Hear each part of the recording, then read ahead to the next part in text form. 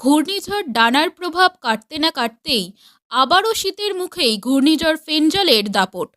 বৃষ্টিতে বিপর্যস্ত তামিলনাড়ু, বন্ধ হলো চেন্নাই বিমানবন্দর। মৌসুম ভবনের বুলেটিন অনুযায়ী পুদুচেরি থেকে 150 কিলোমিটার পূর্বে, চেন্নাই থেকে 140 কিলোমিটার দক্ষিণ পূর্বে, নাগাপত্তনম থেকে 210 কিলোমিটার উত্তর পূর্বে এবং শ্রীলঙ্কার ত্রিকোমালি থেকে 400 কিলোমিটার উত্তরে অবস্থান করছে ঘূর্ণিঝড়টি। জানা যাচ্ছে তামিলনাড়ুর উপকূলে শনিবার বিকেলে আছড়ে পড়তে চলেছে ঘূর্ণিঝড় ফেঞ্জল। বৃষ্টির পরিমাণ বাড়ছে রাজ্যের উপকূলবর্তী জেলাগুলিতেও। 6টি জেলায় চূড়ান্ত সতর্কতা জারি করা হয়েছে।